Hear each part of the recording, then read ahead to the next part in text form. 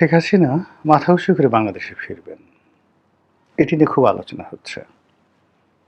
আওয়ামী লীগের যারা লোকজন, তাদের মধ্যে আনন্দের কোনো সীমা এবং পরিসীমা নেই।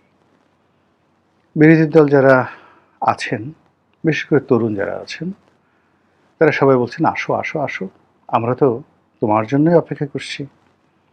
তুমি এয়ারপোর্ট দিয়ে নামবে, এই জন্য এয়ারপোর্টের পাশে আমরা আগের থেকে বাসা ভাড়া করে, বাড়ি তৈরি করে, সেখানে তোমার জন্য, তোমাকে স্বাগত জানানোর জন্য আমরা বসে থাকব। আপনারা বুঝতে পারছেন যে এই ধরনের কথাবার্তা সাধারণত এনসিপি এবং জামাত শিবিরের যারা লোকজন রয়েছেন তারাই এই কথাগুলো বলছেন। বিএনপি কার্যত এখানে খুব ডিপ্লোম্যাটিক যে অ্যাটিটিউড সেটা তারা প্রদর্শন করছে। ওরকম কথাবার্তা না বলে তারা শুধু বলছে যে হ্যাঁ তিনি আসেন, তিনি যদি আসেন তার প্রতি অবিচার করা হবে না। দেশের যে প্রচলিত আইন কানুন রয়েছে সেই আইন কানুন মোতাবেক তাকে বাংলাদেশে আইনি সুবিধা দেওয়া হবে, তার প্রতি অত্যাচার করা হবে না, অবিচার করা হবে না, ইত্যাদি ইত্যাদি নানা কথা। তো আওয়ামী লীগের যারা লোকজন তারা মানে শেখ হাসিনাকে মনে করে অপার্থিব কোনো শক্তির আধার। এটা আওয়ামী লীগের যারা লোকজন তাদের মনোজাগতিক ত্রুটি বলতে পারেন, তাদের অসুস্থতা বলতে পারেন, অথবা তাদের বিশ্বাস আবেগ বলতে পারেন, তাদের ইমান বলতে পারেন, একিন বলতে পারেন, এবং এটা হয়ে যায়। দীর্ঘদিন ধরে আপনি যখন কারো নেতৃত্বে নিজেকে বিলীন করেন, নেতা এবং তার কর্মী এদের মধ্যে যে সম্পর্কটি রয়েছে এটি আপনি আল মুকাদ্দিমা যদি পড়েন ইবনে খালদুনের, আপনি বুঝতে পারবেন যে এটা পিতা পুত্রের যে সম্পর্ক, মায়ের সাথে তার পুত্রের যে সম্পর্ক, এই সম্পর্কের চাইতেও নেতা এবং তার কর্মীর মধ্যে আরও অতি উচ্চ মার্গের সম্পর্ক তৈরি হয়। এর কারণ হলো পিতা এবং মাতাকে সবাই লালন পালন করেন, শ্রদ্ধা দেখান, সন্তানকে পিতামাতা লালন পালন করেন, কিন্তু ঠিক রাজনৈতিক কর্মে একজন কর্মী, একজন সেনাপতি, একজন সৈনিক তার কমান্ডারের, তার নেতার, তার রাষ্ট্রপ্রধানের হুকুম মতো যেভাবে জীবনের সবচেয়ে গুরুত্বপূর্ণ যে বিষয় জীবন, নিজের জীবনটি দিয়ে দিতে পারেন বা দিয়ে দেন, এরকম ঘটনা পারিবারিক জীবনে দেখা যায় না। তো এই কারণে হয় কি, যে কোনো যে রাজনীতির যে গোত্র, রাজনীতির যে সূত্র, রাজনীতির যে দলবাজি, এটা যারা এই দলের সাথে সম্পৃক্ত তারাই বুঝতে পারবে। যেমন ধরুন জামাতের সভাপতি শফিকুর রহমান। তো জামাতের সভাপতিকে আপনি যত কথাই বলেন না কেন, তিনি তার দলের পীরে কামেল। তার দিকে তাকালে জামাতের যারা লোকজন রয়েছে তারা মনে করে তাদের পাপ ক্ষয় হয়, তাদের পুণ্য হয়, এবং নেতার হুকুম পালনের মধ্যেই তাদের দুনিয়া এবং আখিরাতের কল্যাণ নিহিত রয়েছে।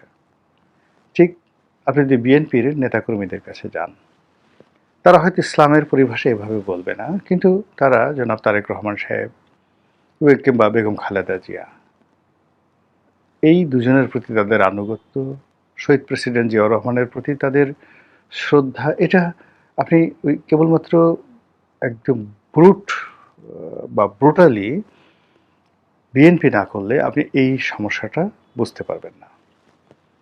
দলের অনেক লোক দীর্ঘদিন যাবৎ বঞ্চিত। এই যে সরকার গঠিত হলো, আপনি গিয়ে দেখেন যে তারেক রহমান সাহেব তার ইচ্ছা মতো অনেক লোককে নিয়োগ দিয়েছেন যাদের সঙ্গে দলের কোনো সম্পর্ক নেই। এতে করে অনেক সিনিয়র যারা নেতৃবৃন্দ রয়েছেন তারা মারাত্মকভাবে অপমানিত বোধ করছেন, কিন্তু তারা দল ছেড়ে যাচ্ছেন না, দলের বিরুদ্ধে কথা বলছেন না, নিজেরা সমালোচনা করছেন, এটা কেন হলো, এটা কি হলো, এটা কি করা ঠিক, এই সরকার কি টিকবে, ইত্যাদি ইত্যাদি। কিন্তু যদি বাংলাদেশ জিন্দাবাদ বলা হয়, প্রথম বাংলাদেশ আমার শেষ বাংলাদেশ বলা হয়, তাহলে কিন্তু ওই যে তারেক রহমান সাহেবের সামনে যেভাবে মন্ত্রীরা দৌড়াচ্ছে, বা যারা মন্ত্রিত্ব লাভ করার পর তারেক রহমান সাহেবকে তাদের পিতার আসনে বসিয়েছেন, পীরের আসনে বসিয়েছেন, অলি আল্লাহ গাউস কুতুবের আসনে বসিয়েছেন, তারা যেভাবে তাকে সম্মান করেন, ওই যে দলের যে আঘাতপ্রাপ্ত কর্মী বা নেতা যে কিছুই পায়নি, দলের বিপদে সেও কিন্তু একইভাবে, বরং এই যে এখন যারা সুবিধাভোগী তাদের চাইতেও বেশি দলকে ভালোবাসবে। এই যে দল করার কারণে মানুষের মধ্যে যে পারস্পরিক সম্পর্ক, এটা অনাদিকাল থেকে, মানে একেবারে আদিকালেরও আদিকাল, যখন মানুষ পাহাড়ে বসবাস করত গোত্রগতভাবে, তখন থেকে এই সম্প্রীতিটা চলে আসছে। তো সেই দিক থেকে আওয়ামী লীগের যে প্রায় 6 কোটি মানুষ যারা সরাসরি আওয়ামী লীগ করে, এদের মধ্যে রাগ আছে, অভিমান আছে, ক্রোধ আছে, পরস্পরের প্রতি বিক্ষোভ আছে, অন্তর্দ্বন্দ্ব আছে, কলহ আছে, বিবাদ আছে, কিন্তু দলের প্রতি আর দলের নেত্রীর প্রতি, শেখ হাসিনার প্রতি তাদের যে সমর্থন, তাদের যে ভালোবাসা, সেটা একটু কমেনি, বরং আরও বেড়ে গেছে।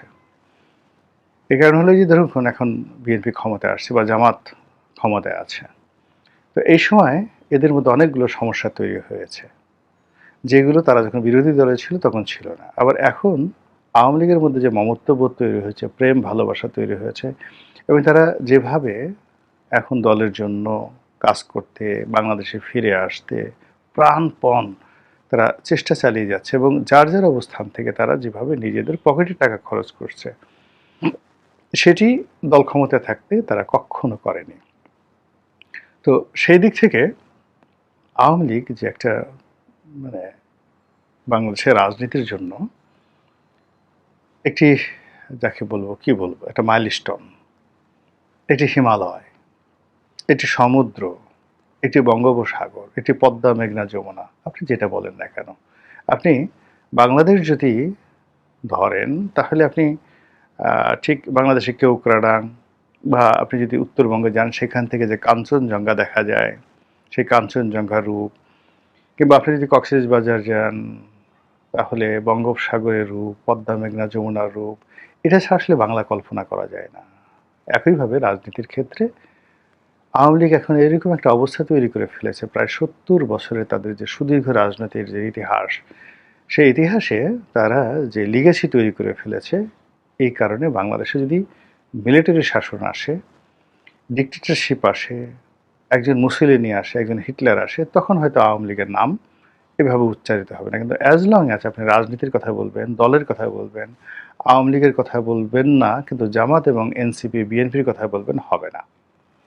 এখানে আওয়ামী লীগের নাম আসবেই, নাম্বার ওয়ান। নাম্বার টু হলো শেখ হাসিনা। এই দলটির যে নেতৃত্ব 1980 সন থেকে সরাসরি আজ অবধি, তাহলে 46 বছর ধরে এই দলটির সর্বোচ্চ নেতৃত্বে তিনি আছেন। এই 46 বছর বয়সে তিনি অন্তত 3 থেকে 4টি জেনারেশনকে পেয়েছেন। অর্থাৎ ঢাকা বিশ্ববিদ্যালয়ে যারা ভর্তি হয়েছে 1980 সনে, প্রতি তারা ধরেন 5 বছর বা 10 বছর, গড়ে 7 বছর ধরেন থাকলো। তো 7 বছর যদি থাকে, তাহলে এই ছাত্রলীগের কয়টি গ্রুপকে তিনি পেয়েছেন ঢাকা বিশ্ববিদ্যালয়ের 7 বছর, বা ধরেন কলেজ লাইফ থেকে একেবারে বিশ্ববিদ্যালয়ে পড়া পর্যন্ত 10 বছর যদি আপনি ধরেন, তাহলে 4.5টি জেনারেশন তিনি পেয়েছেন, যারা ছাত্রলীগ থেকে এখন বৃদ্ধ লীগ হয়ে গেছে। 80 সনে যারা ছাত্রলীগ করতেন, তারা এখন অনেকের বয়স এখন 70-75 বছর বয়স হয়ে গেছে। এই যে বিশাল শ্রেণী, যাদের সঙ্গে শেখ হাসিনার যে অ্যাডাপশন, যে সম্পর্ক, ব্যক্তিগত সম্পর্ক, এটা স্মৃতিবহুল। তারা একসাথে মুড়ি মাখিয়ে খেয়েছে, একসাথে নৌকায় চড়ে পদ্মা নদী পাড়ি দিয়েছে, একসাথে স্পিড বোটে করে গেছে, তারা একসাথে গাড়িতে করে, বাসে করে সারা বাংলাদেশ গেছে, এবং একসাথে রবীন্দ্রসঙ্গীত গেয়েছে 80 সনে, 90 সনে। তারা ওই 32 নম্বরের বাড়িতে শেখ হাসিনা রান্না করেছে, তারা সবাই খেয়েছে। এই যে স্মৃতি, এই স্মৃতির কারণে শেখ হাসিনার সঙ্গে বহু অভিমান আছে, বহু কষ্ট আছে, কিন্তু এরকম একটা সম্পর্ক লক্ষ লক্ষ নেতাকর্মীরা আছে। আর যারা, আমি তো বললাম যে 6 কোটি মানুষ যারা আওয়ামী লীগ করে, তারা তো আছে। তার বাইরে এরকম স্মৃতিকাতর, শেখ হাসিনার কথা মনে করে কারো পেট পুড়ে, কারো বুক পুড়ে, কারো মন খারাপ হয়ে যায়, কারো রাগ হয়ে যায়, কেউ ছুটে দিল্লিতে যেতে চায়। এই যে দলের প্রতি যে আনুগত্য, সেই আনুগত্য অন্য সব দলের মতোই, জামাতের মতো। একটা লোক ধরেন এখন সিপিবি, ছোট একটা দল, কিন্তু সিপিবি বা বাসদ, এই দলগুলো দেখবেন যে অনেকগুলো মানুষ আদর্শিক কারণে অনেকে বিয়েই করেনি, সারা জীবন এই দল করে তারা জীবন শেষ করে দিল। বিসিএস চাকরি পেয়েছে, অনেক পাকিস্তানে সিএসপি অফিসার হওয়ার সুযোগ ছিল, সব কিছু বাদ দিয়ে তারা কিন্তু এই দলগুলো করেছে। তো এই যে দল করার যে মনোবৃত্তি, সেটা আওয়ামী লীগের মধ্যে খুব বেশি প্রবল। এর কারণে এই দলটি সেই ক্ষমতায় গেছে বারবার। ৫৪তে ক্ষমতায় গেছে, ৭০-এ ক্ষমতায় গেছে, তারপরে ৯৬-তে ক্ষমতায় ছিল, এরপরে ৯৬-এর পরে টানা একেবারে ২০০৮ থেকে ২৪ পর্যন্ত। আবার সুদীর্ঘকাল রাজপথে থেকেছে, বারবার তাদেরকে নিষিদ্ধ করা হয়েছে, জেল জুলুম হুলিয়া। মানে আমাকে যে দেখিবারে পায়, মানে অসীম ক্ষমায় ভালো মন্দ মিলায়ে সকলই, শেষের কবিতা যে বিখ্যাত উক্তি। এখন আওয়ামী লীগের যারা লোকজনরা আছে এর মধ্যে শুধুমাত্র মাখন খাওয়া পার্টি নেই, জেল খাওয়ার মানে খাটা পার্টি আছে, মন্ত্রী হওয়া পার্টি আছে, মানে মন্ত্রী হয়েছে জেলও খেটেছে। আবার ধরেন আওয়ামী লীগকে ব্যবহার করে মাস্তানি করেছে, চাঁদাবাজি করেছে, আবার জেল খেটেছে, প্রতিপক্ষের সাথে মারামারি করেছে। সেটা সব মিলিয়ে মানে এই দলটির সঙ্গে যে তাদের যে সম্পর্ক, সেই সম্পর্কটি এইরকম যে তারা মরে যাবে, রক্ত মাংস আলাদা হয়ে যাবে, কিন্তু আওয়ামী লীগ থেকে তাদেরকে আপনি আলাদা করতে পারবেন না। আর এই যে আওয়ামী লীগের যে রাজনৈতিক মনোবৃত্তি, সেই মনোবৃত্তির কেন্দ্রে ম্যাগনেটিক পাওয়ার হিসেবে যিনি আছেন তিনি শেখ হাসিনা। এখন যেটা বলছিলাম যে এই যে শেখ হাসিনা ম্যাগনেটিক পাওয়ার হিসেবে আছেন, তিনি এখন কি অবস্থায় আছেন, কোথায় আছেন আমরা সবাই জানি। কেউ বলছেন পালিয়ে গেছেন, কেউ বলছেন না পালিয়ে যাননি, তাকে রাষ্ট্রীয় হেলিকপ্টারে করে পাঠিয়ে দেওয়া হয়েছে।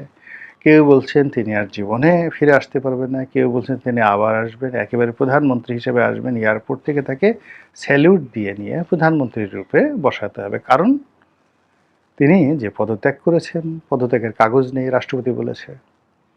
অন্যান্য যে সমস্ত কথাবার্তা ইউনূস আমলে বলা হতো, সংবিধানের এত অনুচ্ছেদ, ১০৬ অনুচ্ছেদ, এখন এগুলো নিয়ে কেউ আলোচনাই করছে না। অনেক বড় বড় বিএনপির নেতা, ডক্টর মোহাম্মদ ইউনূসের বুদ্ধিজীবী, তারা খালি হন্যে হয়ে খুঁজছে শেখ হাসিনা যে পদত্যাগটা করেছেন সেই পদত্যাগের পেপারটা কই।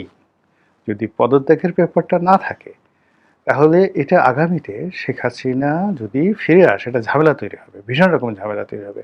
সে যদি এসে নতুন করে পদত্যাগ করে তাহলে একরকম, আর যদি বলে যে না আমি পদত্যাগ করিনি, কাগজ দেখাও, ইত্যাদি ইত্যাদি নানা রকম ঘটনা, তাহলে সেটার পরিণতি কী হবে। সব মিলিয়ে রাজনীতি এরকম একটা জটিল অবস্থায় যখন ঘুরপাক খাচ্ছে, ঠিক সেই সময়টাতে স্বয়ং শেখ হাসিনা তিনি বললেন যে আমি ফিরবো মাথা উঁচু করে।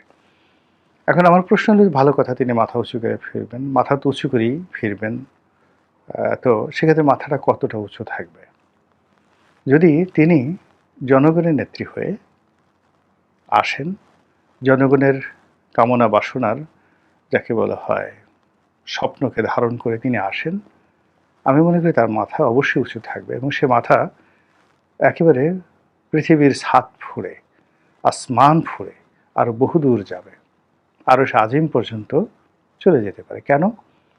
বিকজ ওই যে আল্লাহর হিকমা, আল্লাহর রহমত, আল্লাহর হুকুম, যে আল্লাহ যাকে ইচ্ছা তাকে ক্ষমতায় বসায়, যাকে ইচ্ছা তাকে ক্ষমতা থেকে তাকে টেনে হিসড়ে নামায়, আবার যাকে ইচ্ছা তাকে ক্ষমতা ফেরত দেয়। যখন শেখ হাসিনাকে ক্ষমতা ফেরত দিবে তখন সেই ক্ষমতার সঙ্গে আরও সে আজিমের একটা যোগাযোগ থাকবে। এই গেল এক। আল্লাহর হুকুম, মানুষের ভালোবাসা, মানুষের দোয়া এবং দেশের প্রয়োজন, এই গেল একটা। আরেকটা হলো যে তিনি ঠিক যেভাবে ডক্টর মোহাম্মদ ইউনূস আসছে আমেরিকার দালাল হয়ে, তাবেদার হয়ে, সেন্ট মার্টিন দ্বীপ দেওয়ার কথা বলে, মার্কিন গোলামি চুক্তির কথা বলে, এবং অন্যান্য যাদের নাম শোনা যাচ্ছে, তাদের মতো করে যদি তিনি আসেন, তার মাথা উঁচু থাকবে না, বরং তার সারা জীবনের যে অর্জনগুলো আছে সেই অর্জনগুলো নষ্ট হয়ে যাবে।